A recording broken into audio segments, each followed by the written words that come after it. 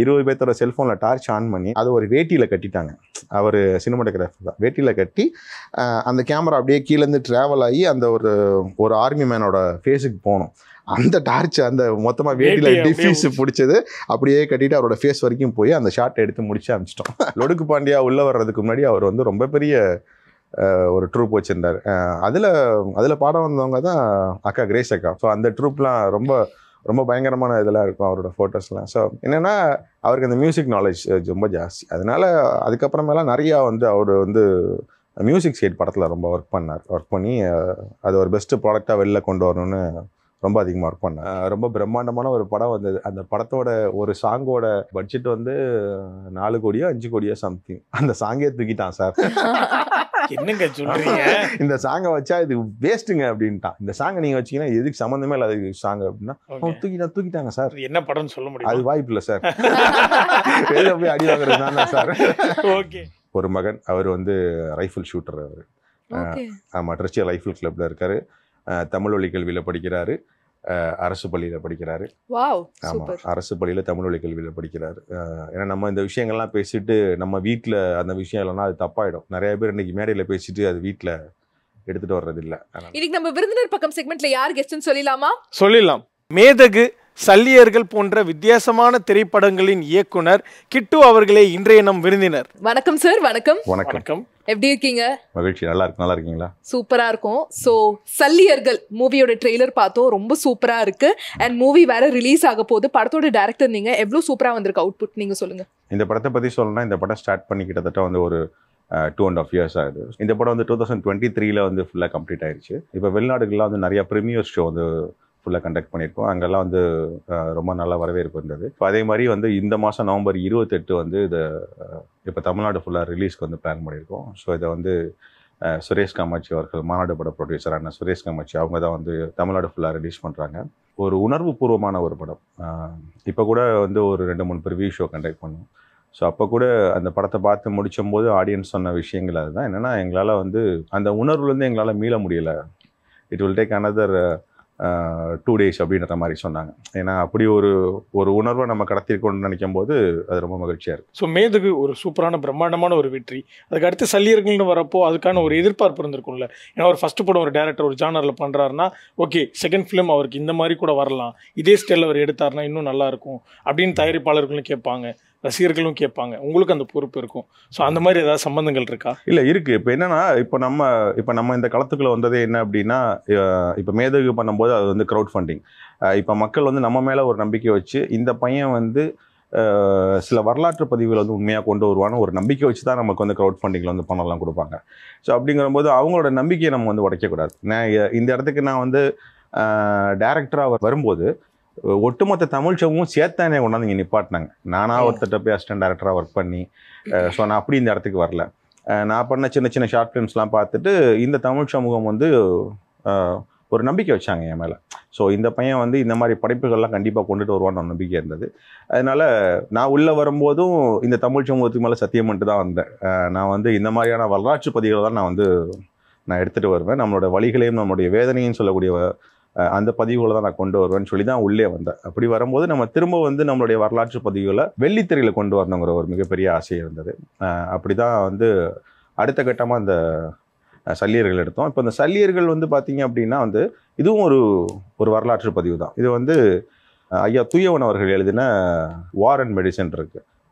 ஒரு புத்தகம் இருக்குது, சமர மருத்துவம். அதில் வந்து அவங்க வந்து அந்த கள மருத்துவத்தில் வந்து நேரில் பார்த்த விஷயங்களை வந்து நிறைய கட்டுரை தொகுப்புகளை எழுதியிருப்பாங்க. அப்போ அந்த கட்டுரை தொகுப்புகளை வாசிக்கும் போது இதையே நம்ம வந்து ஒரு ஸ்டோரியாக பில்டப் பண்ணக்கூடாதுன்னு சொல்லி ஒரு ஸ்டோரி லைன் கிரியேட் பண்ணி அதுக்குள்ளே நிறைய இன்ட்ரெஸ்டிங்கான கேரக்டர்ஸ்லாம் கொண்டு வந்து ஸோ அப்படி வந்தது தான் சல்லியர்கள் படம். இதுக்கடுத்து வர படம் எந்த படங்களாக இருந்தாலும் சரி, அதில் ஒரு கமர்ஷியல் பேட்டர்ன் ஏதாவது இருந்தால் கூட அதில் கண்டிப்பாக நம்மளுடைய தமிழ் சமூகத்தோட வரலாறு வந்து ரொம்ப ஆணித்தனமாக இருக்கு. அண்ட் மெயினாக வந்து இந்த படத்துக்கு சல்லியர்கள்னு டைட்டில் வச்சதுக்கான காரணம் என்ன? சல்லியம் அப்படின்னாலே வந்து ஒரு ஊசியின் நுனி அப்படின்னு அர்த்தம். தமிழ் அர்த்தம் வந்து சல்லியம்னா ஊசியின் நுனின்னு அர்த்தம். ராஜேந்திர சோழனோட படைப்பிரிவில் சல்லிய மருத்துவர்கள் இருந்தாங்க. அப்படின்னா என்ன அப்படின்னா, இந்த போரில் அடிபட்டு வரக்கூடிய அந்த வீரர்களுக்கு ஆயுதங்களை பயன்படுத்தி சிகிச்சை அளிக்கக்கூடிய மொழி. அந்த காலத்துலேயே வந்து ஸ்விட்சஸ்லாம் போட்டிருக்காங்க. அதாவது இந்த ஊசியான இதெல்லாம் வச்சு அவங்க வந்து ஸ்விட்சஸ்லாம் போட்டிருக்காங்க. அப்போது ராஜேந்திர சோழனோட படை பிரிவில் வந்து சல்லிய கிரிகை பண்ணுவான், சல்லியர்கள் சல்லியம் பண்ணுவான் அப்படின்னு சொல்லி ஒரு தனி அணியே இருந்திருக்காங்க. அவங்க தான் வந்து டாக்டர்ஸ் இன் த வார்ஃபீல்ட். அப்போது பின்னாடி தேடி போகும்போது இந்த சித்த மருத்துவம் அந்த மாதிரி வந்து சல்லிய மருத்துவம்னு ஒன்று இருக்குது. அதாவது இந்த ஊசியெல்லாம் பயன்படுத்தி இந்த தோலை தைக்கிறது, அந்த மாதிரி மருத்துவங்கள் இருக்குது. ஸோ அப்போ பார்க்கும்போது இந்த சப்ஜெக்டுக்கான இந்த சமரம் மருத்துவம் இந்த சப்ஜெக்டுக்கான ஒரு பேர் வந்து ரொம்ப ரொம்ப பொருத்தமாக முன்னாடியே வச்சுருந்துருக்காங்க. சல்லியை கிரிகை பண்ணுவான். அந்த ஒட்டுமொத்த மருத்துவர்களுக்கு பேர் வந்து சல்லியர்கள். ஸோ அப்படிதான் அதையுமே கொஞ்சம் ரிசர்ச் பண்ணி தான் எடுத்து வச்சோம். லைக் அந்த பொறுப்பு வந்து எப்படி டிஃபர் ஆகுது? லைக் வந்து இப்போ ஒரு க்ரௌட் ஃபண்டிங் படம் எல்லாம் நம்மளை நம்பி ஒரு பணம் போட்டிருக்காங்க, அங்கங்கே ஒரு பங்கு கொடுத்துருக்காங்க. செகண்ட் ஃபிலிம் ப்ரூவ் பண்ணிட்டோம், அதுக்கான ஒரு ப்ரொடியூசர் கிடைக்கிறாங்க. செகண்ட் ஃபிலிம் எடுக்கிறப்போ அதுக்கான அந்த ஒரு லைக் யூஸ்வலாக ஒரு டேரக்டர் போகிறப்போ ஒரு ப்ரொடியூசர் கிடைச்சா அதுக்கான பட்ஜெட் எப்படி ஒதுக்குவாங்களோ அந்த டைம்லைனுக்குள்ளே வந்தாச்சு. ஸோ அப்படி இருக்கப்போ இந்த பொறுப்பு ஹெல்ப் பண்ணுதா? ஃபர்ஸ்ட் இதை விட ரொம்ப பொறுப்பாக இருக்க வேண்டியது சார்.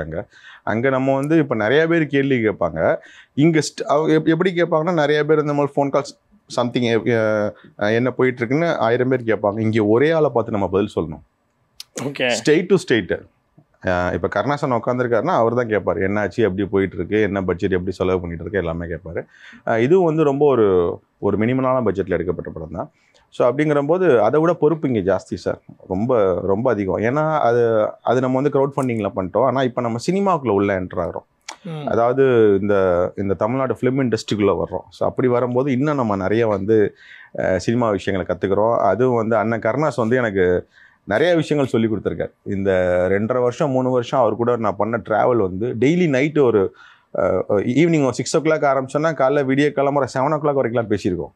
பேசிக்கிட்டே இருப்பார். நான் நிறைய விஷயங்கள் சொல்லுவார், இப்படி இருக்கணும் அப்படி இருக்கணும். ஏன்னா மெயினாக என்னென்னா, இங்கே இந்த ஃபிலிம் இண்டஸ்ட்ரியில் ஒன்று இருக்கார், சினிமா ஒன்று இருக்குது, சினிமாக்காரங்கன்னு ஒருத்தவங்க இருக்காங்க.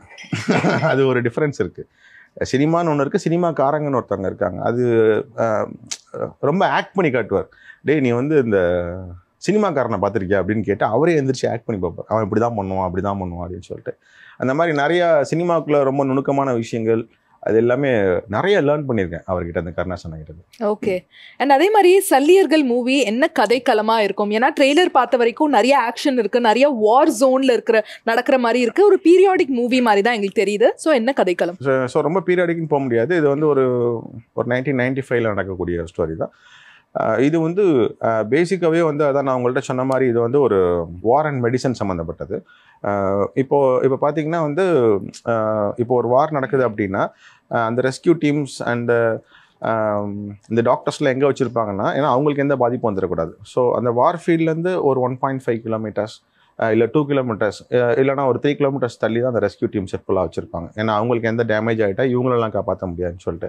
அண்ட் அந்த எமர்ஜென்சி மெடிசன் தெரிஞ்ச ஒரு ஆள், அவங்க ரியல் டாக்டர்ஸாக இருக்க மாட்டாங்க, யாராவது ஒருத்தர் வந்து அந்த வார் ஃபீல்ட்லேயே இருப்பாங்க, அவங்களும் துப்பாக்கி எடுத்து சண்டை போட்டுட்டு இருப்பாங்க. ஸோ அப்படி இருக்கும்போது நான் படித்த விஷயங்கள் என்ன அப்படின்னா வந்து அந்த போர்க்களத்துக்கு நடுவுலையே ஒரு 200-300 மீட்டர்ஸில் அந்த போர்க்களத்துக்கு நடுவுலையே வந்து நிலப்பகுதிக்கு கீழே ஒரு பங்கர் செட்டப் மாதிரி வச்சு அதில் ஒரு ஃபுல் ஹாஸ்பிட்டல் செட்டப் வச்சுருப்பாங்க.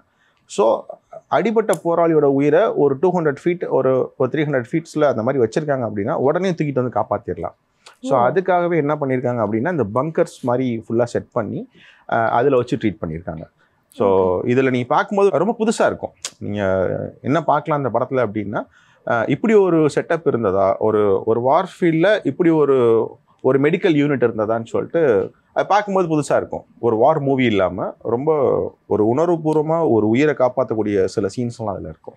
ஆக்சுவலாக இது வந்து எப்படி ஃபுல் அண்ட் ஃபுல் ரியல் லைஃபை பேஸ் பண்ணி எடுக்கப்பட்ட ஒரு படமா இல்லை நிறைய கற்பனைகள் இருக்கா? ஆமாம், இது வந்து ரியல் ஸ்டோரிஸ் தான், நடந்தது எல்லாமே ரியல் ஸ்டோரிஸ் தான். அதை வந்து இப்போ நம்ம இங்கே இந்தியாவுக்குள்ளே கொண்டு வரும்போது அதில் வந்து சில கற்பனையான விஷயங்கள்லாம் சேர்த்து தான் நம்ம ஸ்டோரி சொல்ல முடியும். எப்பயுமே நம்ம ஒரு ரியல் இன்சிடெண்ட்டாக அப்படியே ரியல் இன்சிடெண்ட்டாக காமிச்சிட்டோன்னா அதுக்கு நமக்கு வந்து நியூஸ் சேனல் போதும் இல்லையா, இதுதான் ரியல் இப்படி பண்ணேன்னா. அதை சுற்றி நம்ம ஒரு ஒரு ஸ்டோரி பில்டப் பண்ண வேண்டியிருக்குல்ல. ஸோ அந்த இன்சிடென்ட்டை பேஸ் பண்ணி நிறைய விஷயங்கள் வந்து உள்ள கற்பனையாக சேர்த்துருக்கோம். அண்ட் அதே மாதிரி இந்த அண்டர் கிரவுண்ட்ல வந்து இந்த பங்கர்ஸ்லாம் வந்து இருந்துச்சு அப்படின்னு சொன்னீங்க அந்த காலத்துல 1995ல. நீங்க வந்து இந்த ஷூட்டிங்ல இந்த பங்கர்ஸ்லாம் வைக்கிறதுல என்னென்ன மாதிரியான சேலஞ்சஸ்லாம் ஃபேஸ் பண்ணீங்க? ஆக்சுவலாக இதை வந்து ரியலாகவே நாங்கள் வந்து மண்ணுக்கு கீழே ஒரு செட்டப்பே போட்டோம். நிஜமாவே அண்டர் கிரவுண்டா? ஆமா, இது எல்லாமே ஃபுல்லா அண்டர் கிரவுண்ட் தான். கிட்டத்தட்ட வந்து ஒரு 30 அடி வந்து மண்ணுக்கு கீழே ஃபுல்லா தோண்டி ஒரு 20க்கு 30ல வந்து ஃபுல்லா தோண்டி. இதுக்கு வந்து மெயினா அந்த ஒரு செட்டப் ஃபீல் வர்றதுக்கு காரணம் வந்து 2 பேர் தான்.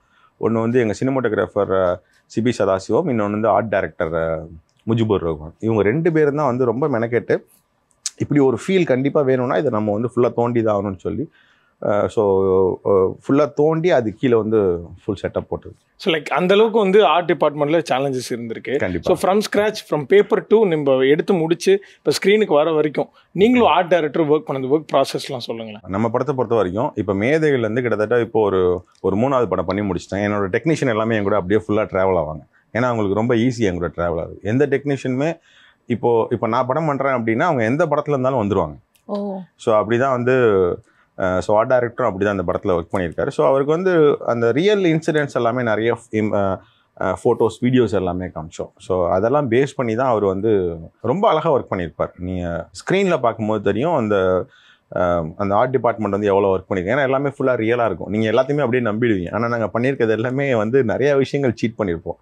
ஆனால் அந்த ஃபீல் கொடுக்கறதுக்கு காரணம் வந்து ஆர்ட் டைரக்டர் தான். ஒரு சின்ன எக்யூப்மெண்ட்டாக இருக்கட்டும், அதில் ஒரு சின்ன பேரிங்கி மாதிரி ஒன்று எடுத்துகிட்டு வருவாங்க. அது எல்லாமே ரியலாக வந்து அவரே உட்காந்து ஃபோட்டோஸ் வச்சு இது எந்த அளவுக்கு ரியலாக வரணும்னு சொல்லி எல்லாமே அவர் பண்ணது தான். நீங்கள் கேட்டிங்களா அது எப்படி ஸ்டார்ட் ஆனிச்சுன்னு? எதுவுமே ரொம்ப பெருசாக யோசிக்க மாட்டாங்க என் பக்கத்தில் வரும்போது. ஏன்னா நம்மக்கிட்ட ரெஃபரன்ஸ் எல்லாம் கரெக்டாக இருக்கும்.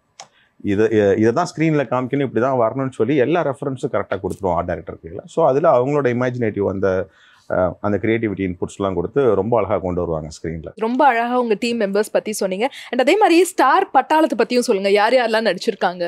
நோன் ஃபேஸ்ன்னு பார்த்தீங்கன்னா வந்து கருணாஸ் அண்ணா மட்டும்தான் நோன் ஃபேஸ் இதில்.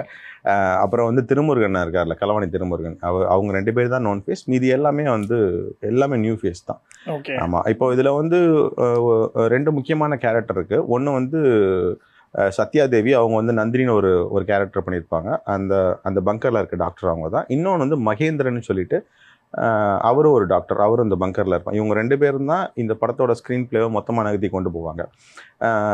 அண்ட் மோர் ஓவர் உங்களுக்கு மகேந்திரனை இந்த படத்தில் நீங்கள் ரொம்ப வித்தியாசமாக பார்ப்பீங்க. இவர் தான் அந்த படத்தில் நடிச்சிருக்காரான்னு கேட்பீங்க. நீங்கள் நான் மகாநல்ல படம் பார்த்துருக்கீங்களா? அதில் ஒருத்தர் பயங்கரமாக முடியெல்லாம் வச்சுட்டு ஃபர்ஸ்ட் ஒரு வில்லன் வருவார். அவர் தான் அந்த படத்தில் இருப்பார். நீங்கள் ட்ரெய்லரில் பார்த்தா கூட தெரியாது. நான் மகாநல்ல மகேந்திரன் தான். நல்ல ஆக்டர் சார், அவர் பெஸ்ட் ஆக்டர். அதே மாதிரி இந்த சத்யா என்னன்னா இப்போ அவங்கள நம்ம வில்லனாவே பார்த்துட்டோம். இன்னும் சொல்ல போனால் நம்ம அந்த படத்துலலாம் பார்த்தீங்கன்னா ரொம்ப வில்லனா அவர் வந்து ஸ்மோக் பண்ணுற மாதிரி அது இதுன்னு பயங்கரமாக காமிப்பாங்க. அவர் பக்கா டீ டோட்டலர். டெய்லி மார்னிங் ஜிம்முக்கு போகாமல் வீட்டுக்கு வர மாட்டார். அந்த மாதிரியான ஒரு ஆள். அவரை பொழுதனைக்கு ஒரு வில்லனாக காமிச்சிக்கிட்டே இருந்தா இந்த படத்தில் வந்து அவரோட டோட்டல் கெட்டப்பே மாற்றி அவர் ரியல் லைஃப்பில் எப்படி இருக்காரோ அப்படி இருப்பார் இந்த படத்தில். ஆமாம். அதனால வந்து சத்யாதேவி அந்த பொண்ணு வந்து இந்த படத்தை மொத்தமாக தாங்கி பிடிச்சிருக்காங்க. இவங்க 2 பேர்த்துக்கும் வந்து ரியல் டாக்டர்ஸ் வச்சு ட்ரைனிங் கொடுத்தோம். ஏன்னா பங்கரில் நீங்கள் வந்து எமர்ஜென்சி மெடிசன் போது நம்ம பாட்டுக்கு எதையாவது ஒன்று எடுத்து செஞ்சுட்டு இருந்தோம்னா பார்க்க நல்லா இருக்காது, ஆர்டிஃபிஷியலாக இருக்கும். ஸோ ஒரு எமர்ஜென்சி மெடிசனுக்கு ஒருத்தன் அடிபட்டு உள்ள வரானா ஃபர்ஸ்ட் இந்த ஏபிசி ப்ரொசீஜர்னு சொல்லுவாங்க. அது இந்த டார்ச் வச்சு இந்த இது பார்க்குறது, பியூப்புள் பார்க்குறது. ஸோ அதெல்லாம் வந்து அந்த ப்ரொசீஜர் சொல்லுவாங்க. ஸோ ஃபர்ஸ்ட் என்னன்னா இவங்க 2 பேர்த்துக்குமே ரியல் டாக்டர்ஸ் வச்சு ஃபுல்லாகவே ட்ரெயின் பண்ணியிருக்கோம். ஸோ நீங்கள் பங்கர் செட் போட்டதை பற்றி சொன்னீங்கல்ல, லைக் வந்து கிட்டத்தட்ட வந்து ரியலாகவே வந்து மண்ணு கீழே குழியெல்லாம் தோண்டி அப்படி எடுத்தால் தான் நல்லா இருக்கும்னு சினிமோட்டோகிராஃபர் சொன்னாங்க, ஆர்ட் டைரக்டர் சொன்னாங்க. பட் இப்போ இருக்கக்கூடிய டெக்னாலஜி டெவலப்மெண்ட்டில் நமக்கு வந்து ரொம்ப கம்ஃபர்ட்டாக ஒரு க்ரீன் மேட் செட்டப்பில் அழகாக ஒரு ஸ்டூடியோக்குள்ளேயே போட முடிஞ்சிருக்கலாம். மேபி அந்த பிளான்குள்ளே ஏன் போகல? இல்லை, அந்த ஃபீல் வராது. இப்போ நாங்கள் வந்து ஏதோ ஒரு பக்கம் கேமராவை திருப்புறோம்னு வச்சுக்கோங்களேன், அந்த மண்ணுக்கு கீழே இருக்கக்கூடிய அந்த ஸ்ட்ரக்சர் உங்களுக்கு கிடைக்காது. அந்த வால் ஸ்ட்ரக்சர் உங்களுக்கு கிடைக்காது. நீங்க என்னதான் கிரீன் மேட்ல போட்டாலும் நம்ம ஏதாவது ஒரு இமேஜ் தானே பிளேஸ் பண்ண முடியும். ஏதோ ஒரு இமேஜ் பிளேஸ் பண்ணுவோம், அது வந்து 2Dல இருக்கும். நீங்க கேமரா இந்த பக்கம் இது மாதிரி லைட்லாம் உள்ள போயிட்டு டிராவல் ஆகாது. இந்த டெக்ஸ்சர் இருக்குல்ல, இந்த மண்ணுக்கு கீழே நம்ம அப்படி தோண்டி பார்த்தோம்னா அந்த மண்ணோட வால் டெக்ஸ்சர் இருக்குல்ல, அதுக்குள்ள சில லைட்டிங்ஸ் போய் ஷேடோஸ்லாம் கொடுக்கும். அந்த ஃபீல் வந்து உங்களுக்கு வந்து நீங்கள் என்ன செட்டு போட்டாலும் என்ன க்ரீன் மேட் போட்டாலும் வராது. அதனால தான் வந்து நாங்கள் ஒரு தடவை ட்ரை பண்ணோம் ஆக்சுவலாக. ஃபஸ்ட்டு க்ரீன் மேட் மாதிரி பண்ணி பார்க்கலான்னா செட் ஆகலை. ஸோ கீழே ஃபுல் செட்டப் போட்டு அது உள்ளே போய் என்டர் ஆகி பார்க்கும்போது ரொம்ப நல்லது. அதுலேயும் முக்கியமாக வந்து இந்த லைட்டிங் செட்டப் வந்து உள்ளே பார்த்தீங்கன்னா சினிமா லைட்ஸ் இருக்காது. எங்கள் சினிமாட்டோகிராஃபர் வந்து ரொம்ப சூப்பராக பண்ணியிருப்பார். உள்ள சினிமா லைட்ஸ் இருக்காது. இந்த பல்கேரியன் செட்டப்னு சொல்லுவாங்க, இந்த வால் ஃபிட்டிங்ஸில் மாட்டிருப்பாங்க லைட், அந்த லைட்டு மட்டும்தான், வேற எந்த சோர்ஸுமே கிடையாது, சினிமா லைட்ஸே கிடையாது. அந்த லைட்டை வச்சு தான் ஃபுல்லாகவே ஷூட் பண்ணியிருப்பார். ஆமா, அந்த பங்கர் செட்டப் ஃபுல்லா செம்ம டேலண்டான பையன் சிபி சதாசிவம். அவனுக்கு இதான் ஃபர்ஸ்ட் படம். ஏகாம்பரம் சார் இருக்கார்ல, அவரோட அசோசியேட் தான் அவர், சிபி சதாசிவம். ரொம்ப ரொம்ப நல்லா பண்ணியிருப்பான். என்கிட்ட பெருசாக எதுவுமே கேட்க மாட்டான். ஆமா, எனக்கு வந்து அது வேணும், இந்த செட்டப் வேணும் தம்பி, என்னால இவ்வளவுதான் முடியும், இவ்வளவுதான் லைட் செட்டிங்னா சரி பரவாயில்ல விடுங்க பாத்துக்கலாம் சொல்லி சார் அந்த சம்பவம் நடந்திருக்கு. அப்படியா? ஆமா, என்னாச்சுன்னா ஃபுல்லா லைட்ஸ் ஃபுல்லா போயிட்டே இருக்கு. ஈவினிங் ஒரு 5:30. நாளைக்கு அந்த ஸ்டண்ட் டீமை நம்ம இது பண்ண முடியாது. அது வந்து அப்போதான் அந்த வார்ஸ் இது வந்து எடுத்து முடிச்சுக்கோம். வார்னா ரொம்ப பெரிய வார் சீன்லாம் இல்லை சார், ரியலாக அந்த இடத்துல அந்த எல்லை பகுதியில் எப்படி தாக்குதல் நடக்குமோ அந்த மாதிரியான ஒரு வார். இந்த பக்கம் ஒரு 6 பேர், அந்த பக்கம் ஒரு 6 பேர், அந்த மாதிரி தான் ஒரு சீக்வன்ஸ் இருக்கும். அப்போ என்னன்னா இவங்க எல்லாத்தையும் நாளைக்கு அனுப்பணும். ஒரு பெரிய டீம் இருக்குது சார், ரொம்ப பெரிய டீம். அது கிட்டத்தட்ட அன்றைக்கி தான் வந்து ஜாஸ்தி க்ரௌடு, ஒரு 40-50 பேர் இருக்கும். அடுத்த நாள் அவங்கள நான் ரிட்டைன் பண்ணேன் அப்படின்னா எனக்கு இன்னும் ஒரு 1.5 லட்ச ரூபாய் செலவாகும். அப்படி யோசிச்சே உட்காந்துருக்கேன். 5:30க்குலாம் அந்த நாங்கள் எடுத்துகிட்டு இருக்க ஸ்பாட்டில் வந்து லைட்டு கம்மியாக ஆரம்பிச்சிருச்சு. ஏற்கனவே அவைலபிள் லைட்டில் தான் எடுத்துகிட்டு இருக்கோம், சினிமா லைட்ஸ் கிடையாது. சினிமா லைட்டு கையில் இல்லை. அந்த ஒரு ஷாட்டுக்காக நாங்கள் அவ்வளோ பெரிய டீம் வந்து உட்கார வைக்கணும். அப்படியே பார்த்தோம், என்னடா பண்ணுறது, எனக்கு ஒன்றும் புரியலடா, திரும்ப எப்போ நாளைக்கு உட்கார வைக்க, ஒன்றும் பிரச்சனை இல்லைன்னு சொல்லிட்டு ஒரு 20 பேர்த்தோட செல்ஃபோன், நீங்கள் சொன்னோன்னு தான் ஞாபகம் வந்துச்சு, 20 பேர்த்தோட செல்ஃபோனில் டார்ச் ஆன் பண்ணி அது ஒரு வேட்டியில் கட்டிட்டாங்க. அவர் சினிமாட்டோகிராஃபர் தான். வேட்டியில் கட்டி அந்த கேமரா அப்படியே கீழேருந்து ட்ராவல் ஆகி அந்த ஒரு ஆர்மி மேனோட ஃபேஸுக்கு போகணும். அந்த டார்ச் அந்த மொத்தமாக வேட்டியில் டிஃப்யூஸ் பிடிச்சது அப்படியே கட்டிட்டு அவரோட ஃபேஸ் வரைக்கும் போய் அந்த ஷாட் எடுத்து முடிச்சு அனுப்பிச்சிட்டோம். ஆமா, ஏன்னா இப்போ இந்த மொபைல் டார்ச்சை வந்து கிட்டத்தட்ட ஒரு 20 ஃபோன்ஸ் எல்லாம் மொத்தமாக உள்ளே போட்டு அதை ப்ராப்பர் அரேஞ்ச் பண்ணி அப்படியே பிடிச்சிட்டு எடுத்துட்டாங்க. அதாவது நிறைய பேர் இப்போ இந்த சோஷியல் மீடியாவில் கம்ப்ளைண்ட் பண்ணுவாங்க, ஒரு ரீல் எடுக்கிறதுக்கே எனக்கு இந்த எக்யூப்மெண்ட் வேணும், அந்த எக்யூப்மெண்ட் வேணும்னு. ஒரு வேட்டி, ஃபோன், டார்ச், ஒரு படத்தோட முக்கியமான ஷாட்டே முடிச்சிட்டாரு. ஆமா, சூப்பருங்க. ஏன்னா இப்போ நான் விட்டேன்னா அந்த 1.5 லட்ச ரூபா அடுத்த நாள் எங்களுக்கு லாஸ் தானே. அது அதெல்லாம் விடவே மாட்டோம். அந்த மாதிரிலாம் பட்ஜெட் எங்கேயுமே லூஸ் பண்ண மாட்டோம். ஓகே, இந்த கத்தி படத்தில் வர மாதிரி இந்த வேட்டி செட்டப் வேற இடத்துல தேவைப்பட்டுச்சா? எங்கேயாவது கிளைமேக்ஸ் கிட்ட இல்லை, இன்னொரு முக்கியமான விஷயம் தான், அவங்களுக்கு தெரியும் இந்த ஆள் கேட்டாலும் கொடுக்க மாட்டோம், நம்ம இதை வச்சு போயிடுவோம் அப்படின்ட்டு. ஸோ ஆக்சுவலாக வந்து இந்த மாதிரி ஒரு பட்ஜெட் கன்ஸ்ட்ரெயின் இருக்குங்கிற பட்சத்தில் எப்படி வந்து ஒரு வார் மூவி தான் எடுக்கணும்னு வந்து உங்களுக்கு எப்படி அந்த தாட் ப்ராசஸ் வந்தது? ஏன்னா பட்ஜெட்னு பார்க்கும்போது வார் கண்டிப்பாக எக்ஸீட் ஆகும்ல, ஏன்னா ஏகப்பட்ட விஷயங்கள் வந்து நம்ம கவர் அப் பண்ணோம். இல்லை, அதனால தான் இப்போ என்னன்னா, இப்போ நான் சொன்ன மாதிரி தான் இது வந்து எமர்ஜென்சி மெடிசன் அதில் நிறைய காமிச்சிருப்போம். அந்த வார் ஃபீல்டில் நடக்கக்கூடிய எமர்ஜென்சி மெடிசன் ஒரு 5 நிமிஷம் வார் காமிப்போம். அங்கே யாருக்காவது ஒருத்தருக்கு அடிபட்டிருக்கோம், அவரை தூக்கிட்டு நேராக வந்து இதுக்கு வந்துடும், பங்கருக்கு வந்துடும், மூவி அங்கே ட்ராவல் ஆகும். ஸோ அந்த மாதிரி தான் பிளான் பண்ணியிருந்தோம். ஸோ அதனால தான் பண்ண முடிச்சு. நம்ம ரியலாக ஃபுல் அண்ட் ஃபுல் இந்த வார் ஃபீல்ட்லேயே தான் அந்த மூவி ட்ராவல் ஆகணும் அப்படின்னா அதுக்கு இந்த பட்ஜெட்லாம் பண்ண முடியாது. ஆனால் அதுக்கான ஸ்கிரிப்ட்ஸும் இருக்குது, அது எல்லாத்துக்கும் ரெடியாக தான் இருக்கும். இதெல்லாம் வந்து இப்போ இந்த மாதிரி படங்களே வந்து இப்போ நம்ம ஸ்டைலுக்கான ஒரு ட்ரெய்லர் டீசர் மாதிரி தான். இப்படிலாம் படம் பண்ணலாம் அப்படின்னு சொல்லி நம்ம முதல்ல இந்த மக்களுக்கு காமிக்கணும். அது மேலே அவங்களுக்கு ஒரு நம்பிக்கை வரணும். அதுக்கு மேலே நம்ம வந்து ஒரு நல்ல பிரம்மாண்டத்தை உருவாக்கணும். அண்ட் அதே மாதிரி ஆக்டர் கருணாஸ் அவர்கள் வந்து எப்படி இந்த ப்ராஜெக்ட்குள்ளே வந்தார்? அண்ணன் வந்து மேதகு படம் பார்த்துட்டு என்னை வந்து ஃபோனில் கூப்பிட்டு பாராட்டினார். அப்புறம் வந்து டேரக்டர் இசக்கி காரன் வந்து அவர்கிட்ட அந்த ஸ்டோரி சொல்லியிருந்தேன். அப்போ நீங்கள் வந்து நேராக போய் கருணாஸை பாரு அப்படின்னு சொன்னார். அவர்கிட்ட போய் பார்த்த ஒரு அடுத்த செகண்ட் வந்து தம்பி 2 நாள் அக்ரிமெண்ட் போட்டுடலாம், அட்வான்ஸ் பே பண்ணிடுறேன், 2 நாள் அக்ரிமெண்ட் போடலாம், நம்ம ஸ்டார்ட் பண்ணிடலான்னு சொல்லிட்டு அப்புறம் அதில் ஒரு முக்கியமான கேரக்டர் அதை நான் தான் பண்ணுவேன் அப்படின்னு சொல்லிட்டாரு. இப்போ கருணாசனை பொறுத்த வரைக்கும் நான் சினிமாவில் பார்த்த ஆட்களில் வந்து சினிமா நாலேஜ் அதிகம். ஒரு ஸ்க்ரீன் பிளேவாக இருக்கட்டும், இல்லை ஒரு மியூசிக்காக இருக்கட்டும், அதெல்லாம் வந்து ரொம்ப ரொம்ப அதிகமான ஆள். இந்த படம் வந்து நாங்கள் ஃபஸ்ட்டு கட் பண்ணி முடிக்கும் போது 2.25 மணி நேரம் இருந்துச்சு படம்.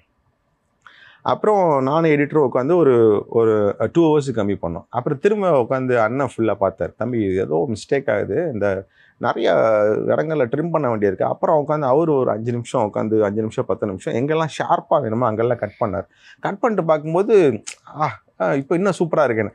அதுதான் அந்த சினிமா ஆட்கள், அந்த சினிமா நாலேஜ் உள்ள ஆட்கள். ஸோ ஃபைனலாக அந்த ஒரு 5 நிமிஷம் அவர் எங்களுக்கு ட்ரிம் பண்ணுறாரு. அந்த ட்ரிம்மிங்லாம் நானும் பார்த்தேன். ஸோ இதெல்லாம் நம்மளுக்கு ஒரு முன்னாடி எனக்கு அன்வான்டாக இருந்தது. பட் அவர் சொன்னதுக்கு அப்புறமேலா அதெல்லாம் நெசசரின்னு எனக்கு தோணுச்சு. அப்புறம் பார்த்தா அது இன்னும் அழகாக இருக்குது.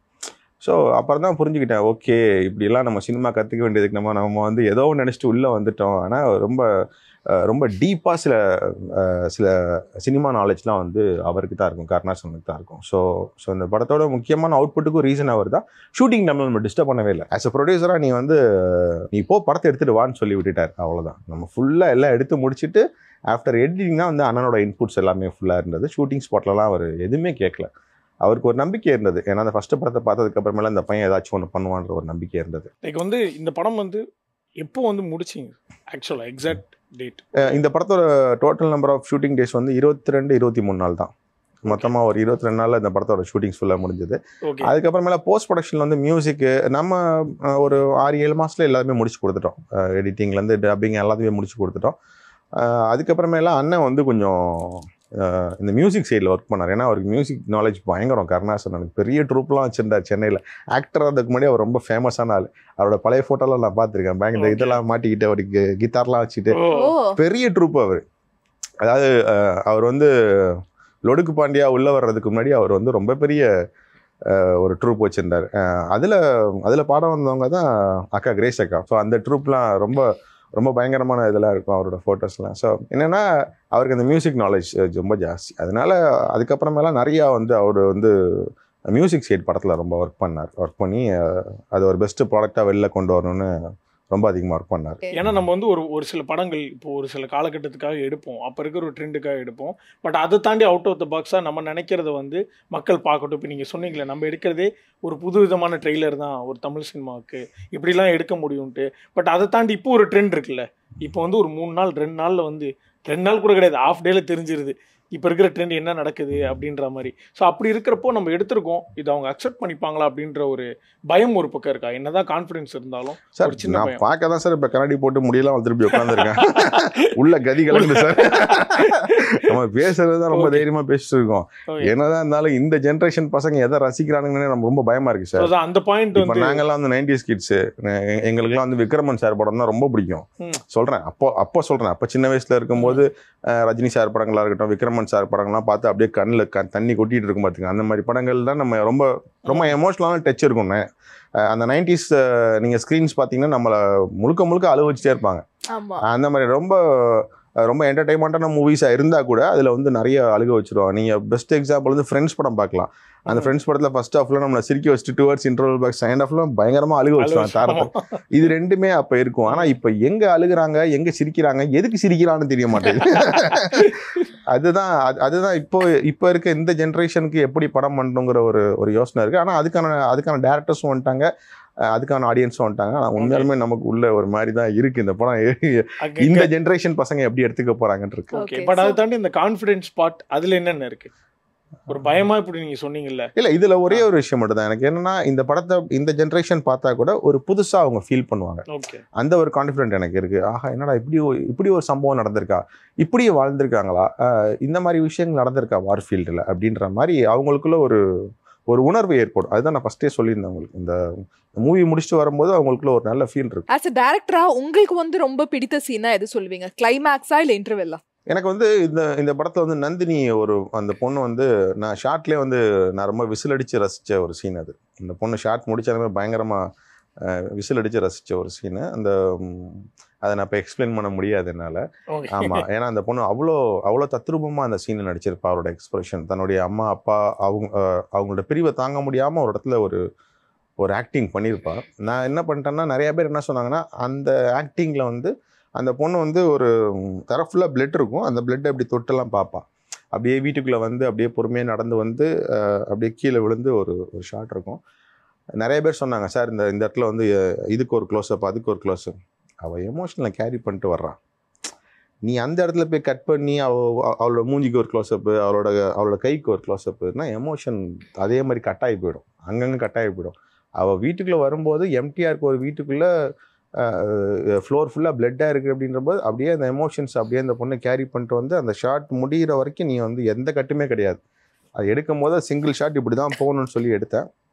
அதே மாதிரியே ஸ்க்ரீனில் எல்லாம் பக்காவாக எடிட் பண்ணி முடிச்சு பார்க்கும்போது அந்த சீன் வந்து அவ்வளோ எமோஷ்னலாக உள்ள கேரி ஆகுது. அது என்னோட டெக்னீஷியன்ஸுமே சொன்னாங்க, சார் நீங்கள் சொன்ன மாதிரி அது எந்த கட்டுமே இல்லாமல் தான் சார் ஃபுல்லாக அந்த பொண்ணு அப்படியே தாங்கிட்டு வந்து அழுக விட்டுருது சார் அப்படின்னாங்க.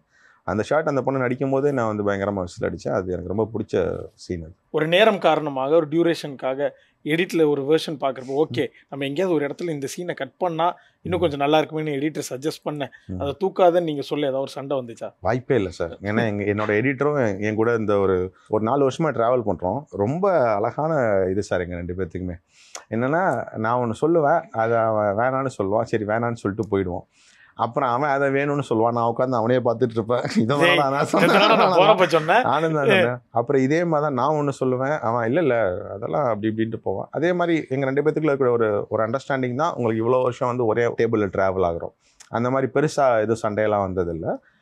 ஆனால் நிறைய கான்வர்சேஷன் நடக்கும், இந்த சீன் எப்படி வைக்கலாம் அப்படி வைக்கலான்னு சொல்லிட்டு. அவரும் நிறைய எடிட் பேட்டர்ன்ஸ்லாம் கூப்பிட்டு வருவார். அந்த பேட்டர்ன் ஆஃப் எடிட்டிங்லாம் பார்த்தீங்கன்னா பயங்கரமாக என்ஜாய் பண்ணலாம். நம்ம ஸ்கிரிப்டில் எப்படி தான் வரணும்னு யோசிச்சுதானோ அதே மாதிரி கொண்டுட்டு வருவார். அதை பார்க்கும்போதே நம்மளுக்கு பயங்கர ஹாப்பியாக இருக்கும். டே நீ தாண்டா என்னோட ஆஸ்தான எடிட்டர், உன்னை விடுறது இல்லடா அப்படின்னு சொல்லிட்டு. ஸோ ஒன்ஸ் ஒரு எடிட்டர் கூட நம்மளுக்கு செட் ஆயிடுச்சுன்னு வச்சுங்க சார், அவன் என்ன கட் பண்ணி வெளில தூக்கி போட்டாலும் நமக்கு நல்லதுன்னு தான் தோணும். ஆமா உண்மை சார். அது ஒரு சில பதட்டம் இருக்கும் போக போக. ஆமா அவர் வந்து இளங்கோவன் அவர் பேரு. அவர் வந்து ரூபன் சாரோட அசோசியேட். இன்னைக்கு இந்தியாவில் வந்து ஒரு டாப் ஆஃப் த மூவின்னு பார்த்தீங்கன்னா அட்லி சாரோட மூவி இல்லையா? இப்போ ஒரு மூவி அனிமேஷன் மூவி பண்ணிட்டு இருக்காங்க. அதுக்கு வந்து ரூபன் சார் தான் எடிட்டர். அந்த டீம்ல வந்து சீஃப் எடிட்டரா ரூபன் சார் கீழே இளங்கோவை கூப்பிடுறாங்க. ஆமா, இளங்கோ வந்து one of the known face in industry. அதாவது ஆஸ் எடிட்டராக வராமல் நிறைய அசோசியேட்டாக அவர் வந்து ரொம்ப நம்பிக்கையான ஆள். சூப்பர் ஸ்டார் கூட ஒர்க் பண்ணியிருக்காரு, நிறைய பேர்த்து கூட ஒர்க் பண்ணியிருக்காரு அவர். ஸோ அவருக்கு அந்த சினிமா நாலேஜ், அந்த எடிட்டிங் நாலேஜ் வந்து ரொம்ப அதிகமாக இருக்கும். இது தேவையில்லை, நான் இதை தூக்கிடலான்னு சொல்லிட்டு. அண்ட் மோரோவர் நான் சொல்கிறேன், இப்போ ஒரு ரொம்ப பிரம்மாண்டமான ஒரு படம் வந்தது. அந்த படத்தோட ஒரு சாங்கோட பட்ஜெட் வந்து 4 கோடியோ 5 கோடியோ சம்திங். அந்த சாங்கே தூக்கிட்டான் சார். என்னங்க சொல்றீங்க?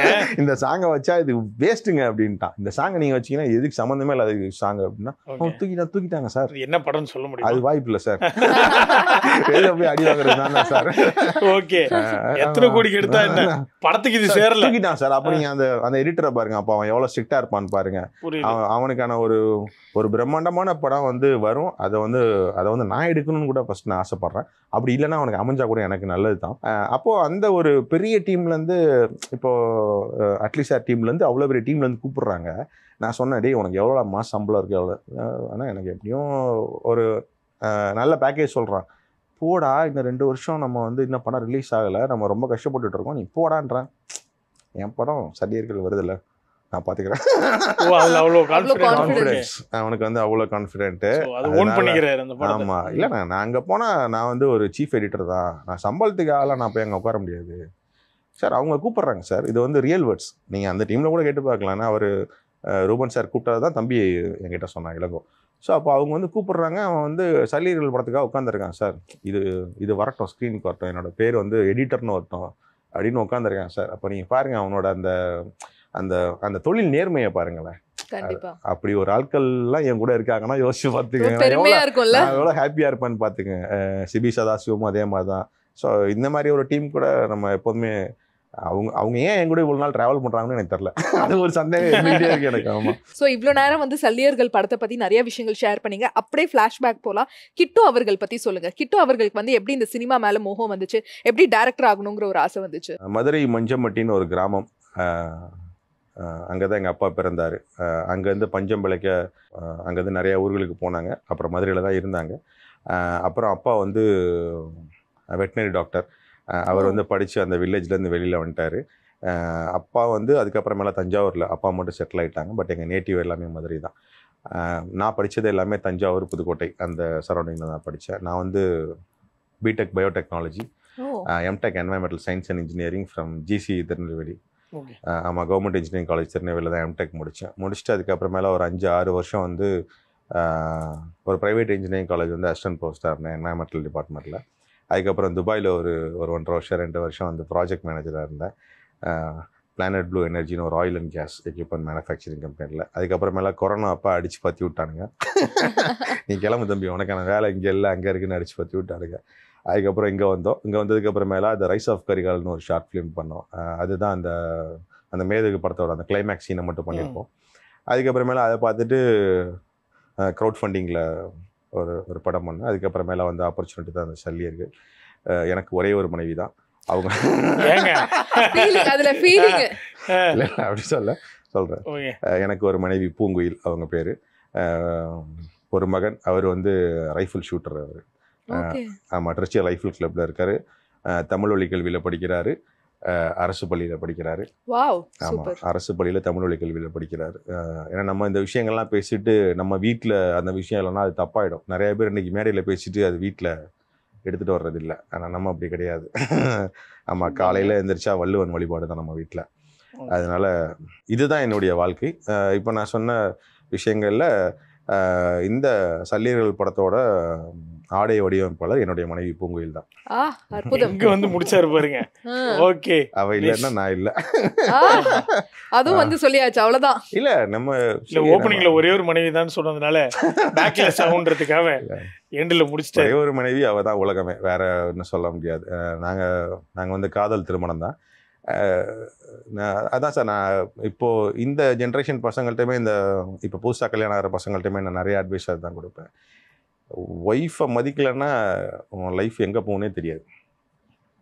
அதாவது என்ன, அந்த வீட்டில் அந்த பெண்களுக்கான அந்த மனைவிக்கான இடத்த கொடுக்காத வீடு என்னை பொறுத்த வரைக்கும் நரகம்தான். ரொம்ப ஃப்ரெண்ட்ஸாகவே தான் இருப்போம் நானும் என் ஒய்ஃபும். ஆமாம், நான் எனக்கே ரொம்ப டென்ஷனாக இருந்தேன்னா வாங்க ஒன்றா உட்காந்து பாட்டு போடலாம், 2 பேரும் நிறைய கரோக்கிஸ் போட்டு பாட்டு போடுவோம். ரொம்ப டென்ஷனாக இருந்தால் அவள் டான்ஸ் ஆடலான்ருவா. ஆமாம், நம்ம வெளியில் தான் இப்படி வீட்டில் கோமாளி தான். ஆமாம், இருந்து தானே ஆகணும். ஸோ அதனால் ஒய்ஃப் அப்படிங்கிற ஒரு விஷயமே வந்து இப்போ இவ்வளோ தூரம் நம்ம ட்ராவல் பண்ணி இந்த ஃபிலிம் இண்டஸ்ட்ரியில் இப்போ இந்த படம் எடுத்து ரிலீஸ்க்குலாம் இவ்வளோ நாள் கஷ்டப்பட்டு வரோன்ற போது அவங்களோட சப்போர்ட் இல்லாமல் எதுவுமே கிடையாது. அண்ட் அதே மாதிரியே வந்து என்ன மாதிரி ஒரு டைரக்டரா வலம் வரணும்னு ஆசைப்படுறீங்க? என்ன மாதிரியான ஜானர் ஆஃப் மூவிஸ்லாம் உங்கள்கிட்ட இருந்து எதிர்பார்க்கலாம்? ஓடிடி தளங்களில் போய் நீங்கள் வந்து தமிழ் ஹிஸ்ட்ரி, தமிழன் ஹிஸ்ட்ரி, இல்லை documentary based on Tamil history, இதெல்லாம் நீங்கள் போய் அடிச்சிங்கன்னா ஒரு டாக்குமெண்ட்ரி வராது, ஒரு மூவி வராது. சர்ச் பண்ணி பாருங்கள். நான் இப்போ சொல்கிறேன், வியூவர்ஸ் சர்ச் பண்ணி பாருங்கள், எதுவுமே வராது சார். ஆனால் இதே நீங்கள் பார்த்தீங்கன்னா யூதர்களோட இன அழிப்பு, யூதர்ஸ் என்ன பண்ணியிருக்காங்க அப்படின்னா, ஜூஸ் என்ன பண்ணியிருக்காங்க அப்படின்னா, அவங்களுக்கான நடந்த அந்த இன அழிப்பை வந்து பயங்கரமாக பதிவு பண்ணியிருக்காங்க சார். 100கணக்கான படங்கள் இருக்குது சார், டாக்குமெண்ட்ரிஸ் இருக்குது சார். ஸோ அப்போ அவன் வந்து இந்த நெக்ஸ்ட் ஜென்ரேஷன் வந்து அவன் வந்து புக்கு படிப்பானலாம் தெரியாது. அப்போ அவன் என்ன பிளான் பண்ணியிருக்கான், ஒரு 20 வருஷத்துக்கு முன்னாடியே இதை வந்து காட்சிப்படுத்தி இதை டாக்குமெண்ட் படுத்தி ரொம்ப எப்படி கொண்டு வந்திருக்கான்னா ரொம்ப ஸ்டாண்டர்டாக கொண்டு வந்திருக்கான். நமக்கான அந்த இன வரலாறு, நம்மளுடைய தமிழ் சமூகத்துடைய அந்த வழிகள், இது எல்லாமே வந்து நிறைய டாக்குமெண்ட்ரிஸாவது நான் வந்து எடுத்து பப்ளிஷ் பண்ணிட்டு போயிடணும். அது எங்கன்னா இன்டர்நேஷ்னல் பிளாட்ஃபார்ம்ஸ், நான் சொல்லக்கூடியது அங்கே தானே இருக்கும். அதானே இப்போதைக்கு சொல்ல இன்டர்நேஷ்னல் பிளாட்ஃபார்ம். இதுக்கப்புறமேல நம்ம தமிழ் சமூகமே வந்து ஒரு பெரிய இன்டர்நேஷ்னல் ஒரு பிளாட்ஃபார்மை உருவாக்கலாம். எங்கே போனாலும் நம்ம அது எல்லா தளங்கள்லையும் வந்து நம்மளுடைய வரலாறுகளும் வழிகளும் நம்மளுடைய பெருமைகளும் வந்து அங்கே பதியப்பட்டிருக்கணும். அதுக்கான பயணத்தை தான் நான் இப்போ தொடங்கியிருக்கேன். உறுதியாக தமிழ் சமூகத்தோட வரலாறை பதியணுங்கிறது தான் என்னுடைய கனவு லட்சியம். அதை நோக்கி தான் என்னோட பயணம். ஸோ ஸ்டார்டிங்லேருந்து கேட்கணும்னு நினச்சா அது என்ன மாலைன்னு மட்டும் சொல்லுங்கள். இது வந்து தாமரை விதை. இது ஆமாம், இது வந்து தாமரை விதை. இது வந்து ஒரு 60 ரூபா தான் இதோட ப்ரைஸ். இவ்வளோ பேசி பார்க்குறப்போ எங்கேருந்தோ ஒரு மியூசியம்லேருந்து எடுத்துகிட்டு வந்துருக்கு. என்னன்னா, இப்போ நம்மளுடைய உடலில் வந்து நம்ம போட்டிருக்கக்கூடிய இந்த பொருட்கள் வந்து ரொம்ப விலை மதிப்பு அதிகமாக இருந்ததுன்னா நமக்கு வந்து உடம்பு ஒவ்வாது. பொதுவாக எனக்கு வந்து உடம்பு வந்து எனக்கு வந்து ஏற்றுக்காது. என்னை வந்து இந்த மாதிரி வேஷம் போட்டு அனுப்புறதே என்னோட மனைவி தான். நீங்கள் இப்போ இந்த ஸ்டூடியோ விட்டு வெளில போயிட்டு நான் இப்போ என்னோட ரூமுக்கு போயிட்டுன்னு வச்சுக்கோங்களேன், அதிகபட்சமாக என்னோட உடம்புல வந்து ஒரு 600 ரூபாய்க்கான பொருள் தான் இருக்கும். ஒரு வேட்டி இருக்கும், மேலே ஒரு சாதாரண ஒரு சட்டை இருக்கும், இல்லைனா ஒரு 400 ரூபாய்க்கு ஒரு ட்ராக்ஸ் இருக்கும், மேலே ஒரு 200 ரூபாய்க்கு சட்டை, அவ்வளோதான் சார். நமக்கு இந்த ரொம்ப அதிகமான இதை போட்டு இதெல்லாம் என்னுடைய மனைவி போட்டு அனுப்புறது.